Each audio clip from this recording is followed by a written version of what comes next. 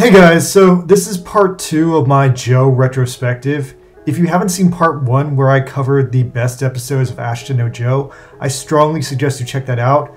Otherwise, if you've at least seen Ashita no JOE and Megalobox, you should be alright coming straight into this one. So, in 2011, they made a live-action remake of Ashita no JOE.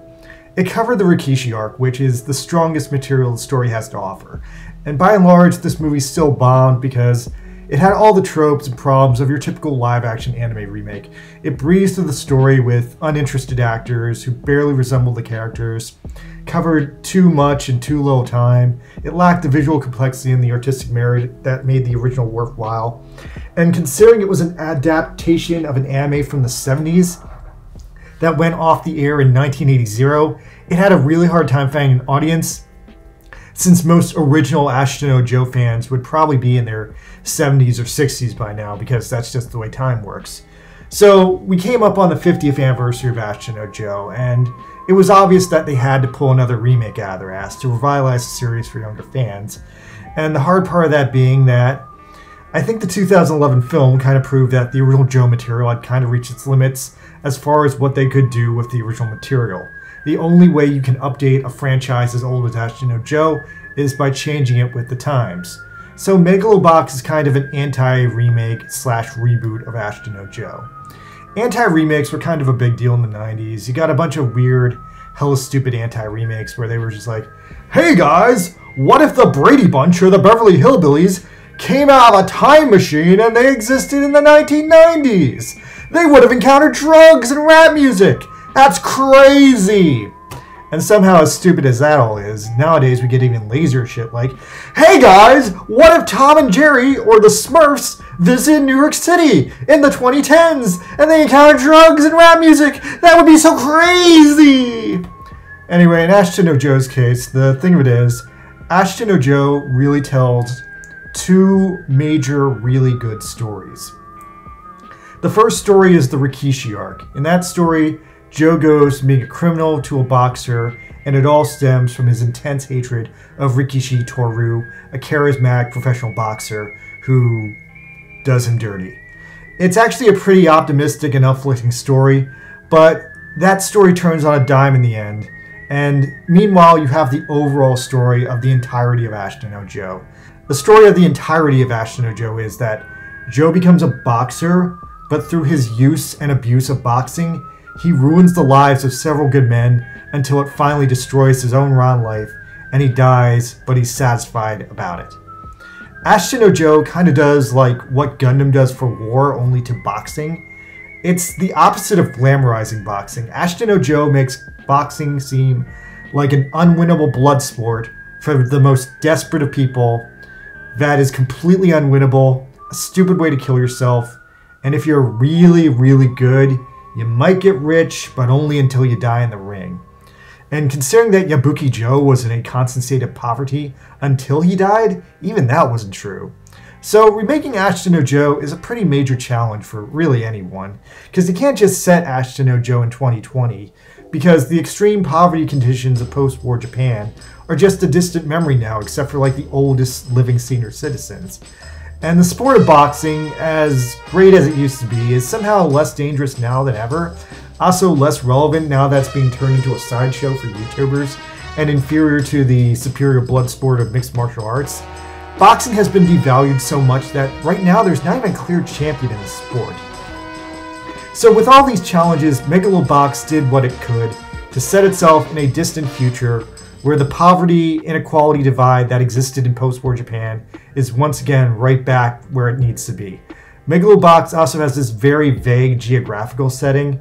In the first season, it seems like it's taking place in Tokyo because of the way it just lines up with the geography from Ashita no JOE, but then Nomad makes it hella fucking confusing by just also implying that if you drive south, you'll get to Mexico. So maybe it actually takes place in LA, or maybe just no one cares and they really didn't think about it as hard as I did, but this shit annoys me.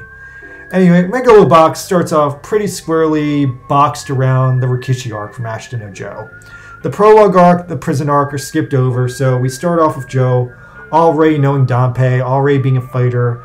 Danpei in Megalobox is the same goddamn character, he just wears a hat now, and he does go to some darker places than his original version did, like a lot of the characters do in Megalobox. In the first episode, Joe comes in contact with Rikishi's analog Yuri and Yuko's analog Yukiko. Yuri is essentially Toru Rikishi. He has the same goddamn face, but unfortunately, even with the same face, he has none of the soul or none of the swagger that made Toru Rikishi such an incredible, likable Chad and better than Joe in so many ways. Since Rikishi was a better man than Joe Yabuki in pretty much every possible way, Megalobox is meanwhile trying to flip the table over and be a more optimistic story where we have a normal hero-villain dynamic where Yuri is kind of like an evil, incredibly less interesting version of Rikishi, whereas Joe Yabuki kept coming back to fight Rikishi and kept getting more humiliated and more enraged. Junkyard Joe is meanwhile being bullied by Yuri, and that flares up his desire to become a boxer to overcome Yuri for the legitimate reasons of being accosted by him. We also have Yukiko. Yukiko is pretty much a one-for-one exact copy of Yuko, but with the incredibly interesting added twist that since her version of Rikishi never dies, she never has to open her heart up, and she never has to empty out her heart to develop feelings for Joe. So in both seasons of the show, she just remains a purely antagonistical, money-hungry monster like Yuko is at the start of Ashita no Joe, and I love this little twist in her characterization because it's horrible, but it is realistically where the character would have gone if Joe had not killed Rikishi and humbled her. Oh, and I have to bring this up because it matters in Nomad. In Ashita no Joe, there was this cutesy little girl character named Sachi. Sachi is barely a comedy relief character. She's just a 5-year-old with this inappropriate crush on Joe, and she's one of only 3 female characters in the entire series, with absolutely no impact on the plot at all. I don't even remember if Joe even directly acknowledged her or directly spoke to her at all in the series, despite the fact she was in hundreds of episodes of the original Joe. But in Megalobox, they put a dick on her and turn her into a boy named Sachio. And Joe and Danpei adopt him onto their team as their unpaid intern, so he actually does something for the plot this time around, and that was interesting, even though if I was a little weirded out by the gender swap. So the other big sci-fi bullshit that they introduce in Megalobox to make the plot work are gears. Gears honestly do not make sense. And what I love so much about Megalobox is that gears don't make sense, and the plot of Season 1 of Megalobox kind of subtly revolves around the slow, boiling realization that all the characters have that the gears don't make sense. With the sole exception of Yuri's super high-spec gear, which is sort of like a permanent nanomachine sweater drilled into his muscles. Although, how the hell does he sweat in that thing? How the hell does he take a bath? Anyway, all the other gears are like these incredibly dangerous pistons hooked onto people's limbs. I don't know, have you ever gone to a gym and seen one of those electric exercise machines that force you to move faster than your body can handle? Those things are completely brutal, and that's what gears are. Then add in the fact that someone is using it to mechanically smack you in the head with a piston or a mechanical arm that has the brutality of a lead pipe. Again, Megalobox by all accounts should not work. It should logistically be a death sport that kills both the gear user and the gear user's opponent. Realistically, if Megalobox was a death sport, I can't even imagine what this anime would have been like, because just every character would have died. And actually, I guess that would have been more respectful to the original Ashita no Joe, where all Joe's opponents did die. So, Junkyard Joe, the Joe of Megalobox, he wisely decides after so long that, fuck it, gears don't make sense. They make the people using them slower, more inaccurate, and more vulnerable to normal attacks. They waste time and money maintaining them, and they break every time you use them in a single fight. On top of that, when the show actually starts, Joe has the worst set of gear in the show anyway, so finally he just says fuck it, and thus he becomes the legend Gearless Joe, a boxer who does not use any gear, because by the technical rules of Megaloboxing, the gears aren't actually a requirement. It's just someday someone started using them, and then everyone started using them. It just seems completely dangerous to fight a gear user without using a gear, because it's like trying to beat up a guy sitting inside a car when all you have is a pair of boxing gloves. It's not impossible, but you would have to be extremely strong and extremely skilled to do it. So, Megalobox was just a completely awesome ride. On top of all those cool setups, it has this really, really interesting lo-fi, low-res animation gimmick to try and recapture that gritty quality tone that 1990s anime like Trigun and Cowboy Bebop used to have, which makes the show look just intensely hella cool. It's a good way to do it because, if I'm being real, a lot of modern digital anime look way too clean and way too, like, happy, which I'm kind of used to, but I don't know, it's nice to have something different too. Now, all the groundwork has been set in Megalobox to make it a pretty straightforward ride through the absolute best hits of Ashton no Joe, with a more respectable and more likable heroic version of Joe, Gearless Joe. He fights a variety of enemies who range from being weird remixes of Joe characters to the occasional original bad guy, and just to keep it frosty, the gears that all the bad guys have make them seem like these invincible, overpowered cyborg supermen. So it's all this long road to get up to this big fight with Yuri and redo the greatest fight of the Rikishi Arc, which is the greatest fight of the entire series. But there ends up being another huge super mega twist at the end of Megalobox that I was not at all prepared for. So, like I was talking about back in Ashton no Joe, Rikishi and Joe wanted to fight each other so fucking bad, but once they got out of prison, they could not fight each other legally. So Rikishi ends up doing this horrible, unsafe weight loss procedure that ultimately ends up killing him. They get their fight, but Rikishi is so fragile that he dies right after the fight because he just fucked up his body too much, and Yukiko stood by and egged him on the entire time, so she was culpable too. Megalobox takes away the logistical rules of real-world boxing.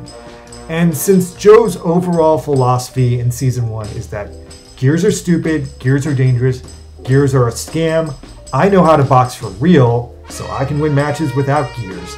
Yuri catches wind of this and is somehow intrigued by all this, so at the end, instead of doing stupid, unsafe weight loss bullshit, he decides to remove his extremely expensive cyborg gear that has been literally grafted onto his skin, so he can fight Joe in a real, honest-to-God boxing match, which is just the same thing Rikishi wanted to do.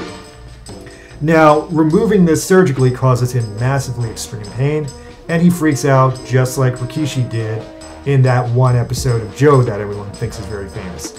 Except in Rikishi's case, we knew that Rikishi had been torturing himself for weeks in this sauna infested with rats.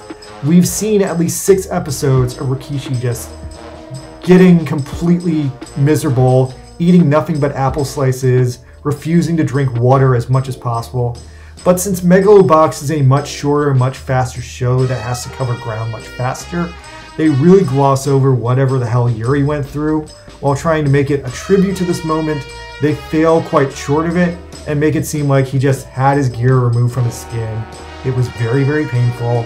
He slept in a basement, he screamed a few times, and then a few hours later, he was completely okay, and we never speak of it again. Anyway, despite all that, the last episode of Megalobox, it leads up to this big fucking deal that gears exist, gearboxing has completely replaced normal boxing, and turned the sport into a demolition derby mixed with a circus. So the last episode of Megalobox ends with the only real legitimate boxing match in the entire show. A normal boxing match between Yuri and Joe. That's not the blood sport of the 1970s. It's modern, normal, safe boxing. And because this is a happy ending kind of a show, it's not the ridiculous tragedy that Ashton no Joe constantly is. They have their fight, Joe wins, Joe gets a ton of money, and Yuri is fine. He does not die. Now, he does seem to be permanently paralyzed from the waist down after the fight, but he doesn't die, so that's a major splitting off point between this show and Ashton no Joe, because Rikishi's death defined that show and changed every single character on the show. But that's not Megalobox. Megalobox, the ending of Megalobox is that Yuri and Joe just do boxing. Real, normal boxing. That's the beautiful thing about Megalobox. It started out trying to bring back Ashton no Joe, But in the end, what it actually brings back is real boxing. And it's like, hey guys, could boxing still work? Right? That was me and Buster Green. Please subscribe. I need 298 subscribers to get monetized. Just 298. So close now. Oh, by the way, complete addendum that I forgot to throw in my review. The ending theme for Megalobox. Love that song. It's by the songwriter named Nakamura Emi, who's like kind of like this acoustic hip-hop girl recording artist. She is fucking awesome. You guys should look her up. Her music is fucking great. It all has this like really like powerful but like natural feel to it. Sadly enough, they didn't bring her back for Nomad, so I get it. Nomad was trying to go for a super Latin feel, and by all accounts, nailed that too. The soundtrack to Nomad is amazing, don't get me wrong, but I love Nakamura Emi, and this show made me fall in love with her. The ending here was what got me into her, and she's just completely worth looking up if you like Japanese music. Anyway, tune in next time, guys, because I will do my final video of the series where I cover Nomad. Alright, that's all from me. Later, guys.